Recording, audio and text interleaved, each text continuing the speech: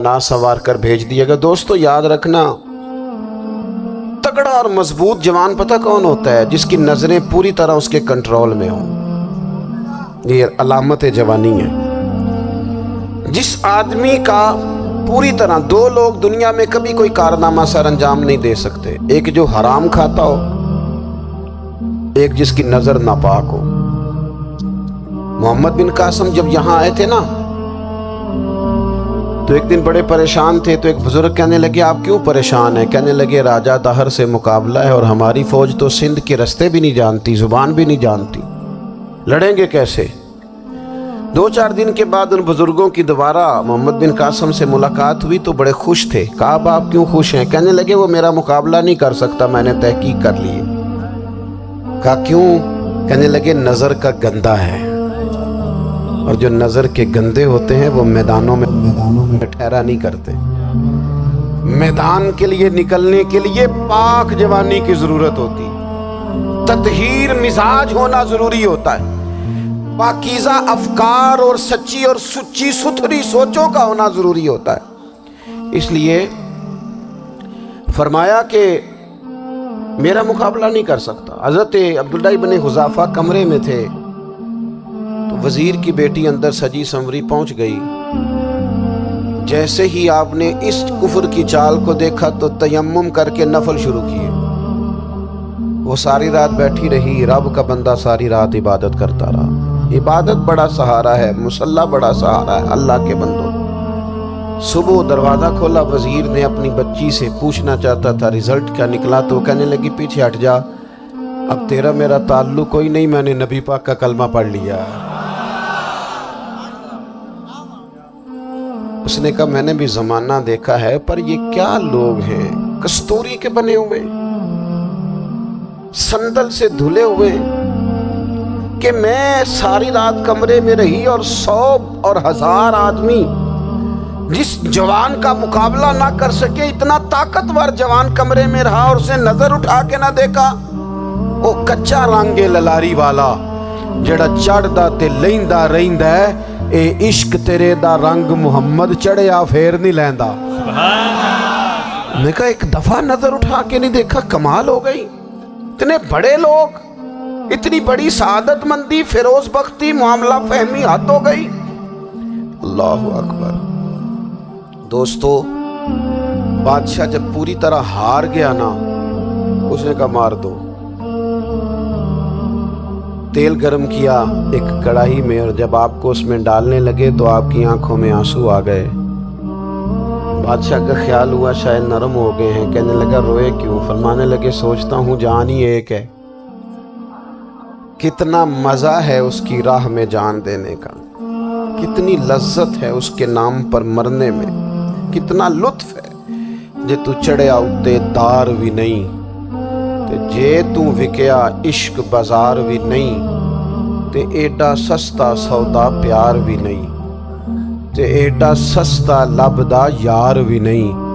कई जंगल गाने पैंदे नी, कई दोज़ख लंघने पैंदे नी, जे इस मुल्लों भी मिल जावे, एदू सस्ता होर वपार भी नहीं। ते कुछ समझ ना आवे लोकां नू वो कादे नाल शहीद करे, डिठी यार दे हथ तलवार भी नहीं, पर ओदा खाली जांदा वार भी नहीं। कहने लगे, एक जान है ना, तो दिल करता है हजारों होती तो एक एक करके महबूब के नाम पे कुर्बान करता, जब मेरे पास है ही एक, करूं क्या? हजरत अब्दुल्लाह इब्न हुज़ाफ़ा रदी अल्लाह ताला अन्हो जब रोए और बादशाह ने ये बात सुनी, तो बादशाह उठ के खड़ा हो गया, सारे वजीरों मुशीरों को कहने लगा, तुमने कहा था ना बंदा ज़ाया करने वाला नहीं, ये भी ज़ाया करने वाला नहीं। कहने लगा, मेरा माथा चूमो, तुम जैसे लोगों को कत्ल नहीं करना चाहिए, आज़ाद करना चाहिए। अजीज़, अपनी ज़िंदगी से ना ये बहुत ज़्यादा हिरस, हवस, तमा, और ये किसी बात की भी हो, हिरस सिर्फ पैसों की नहीं होती, शोहरत की भी होती है। ये बीमारी इंसान को इख्तदार की भी होती है, तारीफ की भी बीमारी होती है। ये सारे नुक्स होते हैं लोगों को, और माज़अल्लाह बात चुप्पों कुप्पों के अंदर भी होते हैं, वहां भी पनपते, اپنی زندگی جب تک اس سادگی میں نہیں لاؤ گے جو رسول پاک نے عطا فرمائی ہے۔ جب لوگ آسانیوں میں پوری طرح الجھ گئے تو پھر وہ دور ہوئے اور کفر چڑھ گیا۔ دوسری بات، اللہ کے محبوب صلی اللہ تعالی علیہ وسلم کی محبت ہم سے تقاضا کرتی ہے کہ ہم اس مشن کے لیے کام کریں جس مشن کے لیے رسول پاک نے کام فرمایا ہے۔ ہم سارے کام بڑی مضبوطی سے، سوچ سمجھ کے، تدبر سے، حکمت سے، تقاضوں کو مد نظر رکھتے ہوئے کرتے ہیں سارے کام۔ دین کے کام میں ہمارا مزاج نہیں ہوتا، او ہو جائے گا جی، آپ بسم اللہ پڑھیں جی، شروع کریں جی۔ آپ تقاضوں کو سمجھیں، چیزوں کو دبائیں نہیں، چیزوں پر غور کریں۔ کسی کے ذہن کی سطح پر سوال ابھرتا ہے، اس کا تسلی بخش جواب دیں۔ اپنی زندگی میں دین کے کام کے لیے اپنے آپ کو وقف کریں، اور دین کے کام کے بہت سارے پہلو ہیں۔ ہزاروں لوگوں کو قرآن پاک ٹھیک پڑھنا نہیں آتا، ہزارہا لوگ ہیں جو قرآن مجید کے مطالب سے آگاہ نہیں ہیں، دین کی بنیادی ضروریات سے لوگ نابلد ہیں۔ میں آپ کو کس طرح یہ بات سمجھاؤں کہ ہزاروں کی تعداد میں طلاقیں اس لیے ہوتی ہیں کہ مردوں کو طلاق کے مسئلے نہیں آتے، انہیں پتہ نہیں ہے کہ مجھے حقوق زوجین کے معاملے میں کیسے چلنا ہے۔ ڈھیر سارے گھروں میں تباہی اس لیے ہے کہ تربیت اولاد کا دینی منہج ہمیں نہیں پتا۔ اپنا حصہ ملائیں دین کے کام میں۔ ایک آدمی کو اگر تو نمازی کرنے میں کامیاب ہو گیا، تیری زندگی بدل گئی۔ وہ دین بیزار لوگ جو ہمارے بیچ بیٹھ کے ہماری نوجوان نسل کو پگڑی اور داڑھی کا نام لے کے بنیادی طور پر دین سے دور کرتے ہیں، ایسے نوجوانوں کو دین کا پیغام محبت دے کر دین کے قریب کرنا ہماری ڈیوٹیوں کا حصہ ہے۔ ہمیں ذمہ داری کا احساس کرنا پڑے گا، ہمیں یہ خاص قدم اٹھانا پڑے گا، توجہ دینی پڑے گی۔ مساجد، مدارس، میں آپ سے عرض کروں، اتنی ڈٹ کے مخالفت ہوتی ہے نا مدرسوں کی، اتنی ڈٹ کے۔ میں ادارہ چلاتا ہوں، اس کے چلانے میں جو مشکلات ہیں وہ تو ہم بتا نہیں سکتے آپ کو، اس لیے کہ میری قوم، میرا اس قوم سے تعلق ہے جو نعت خواں امیر کرنا چاہتی ہے، مدرسے نہیں۔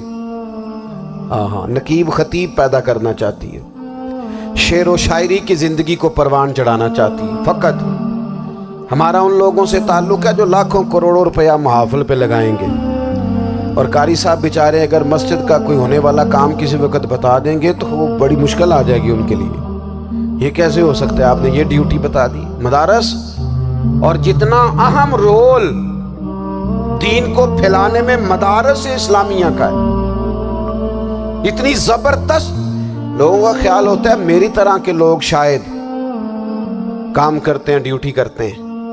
یہ 10-15 لوگ آپ کو نظر آتے ہیں جو آپ کو کہیں میڈیا پر یا ادھر ادھر ڈیوٹی کرتے، مخلص لوگ اپنی جگہ پہ، وہ بھی بڑا ہی کام کر رہے ہیں، جو میڈیا پہ آ کے بھی اخلاص سے اور درد دل سے کو دین کی، ان کی بھی کسی بات کی حوصلہ شکنی نہیں۔ لیکن ہزارہا اساتذہ جو مدارس میں بیٹھ کے پڑھاتے ہیں، جنہوں نے وہ سارے لوگ تیار، آپ سمجھ نہیں سکتے کتنا بڑا کام۔ حفظ کا استاد جو ہوتا ہے نا، اس کی ڈیوٹی 24 گھنٹے ہوتی ہے، فجر سے پہلے، اور اس نے بچوں کو اٹھانا ہے۔ تنخواہ تو ہم انہیں دینا نہیں نہ چاہتے جی، تنخواہ نہیں دی انہوں نے، ہمیں مولوی امیر نہ ہو جانا۔ مولوی نو تے سوٹ بھی 27ویں والی رات دے ہی ہے تاکہ کدھر سوان کے عید والے دن پا نہ لوے، کیونکہ 27ویں تو بعد تے درزی پھڑتا ہی کوئی نہیں، کیوں حضرت؟ ایسے ہی ہے نا، اس وقت تو نہیں نہ لیتا۔ تو ہم چاہتے ہیں مولوی ہماری مرضی کے ہماری طرح کا سوٹ نہ پہن لے۔ مدارس کی مضبوطی، آپ یہ دیکھ لیں، یہ صلاح الدین ایوبی کا تعلق بھلا کس چیز سے تھا؟ غوث اعظم کے مدرسے سے۔ حضور غوث اعظم کے مریدوں کی جماعت اس کے ساتھ شامل تھی۔ کون لوگ تھے جنہوں نے مدارس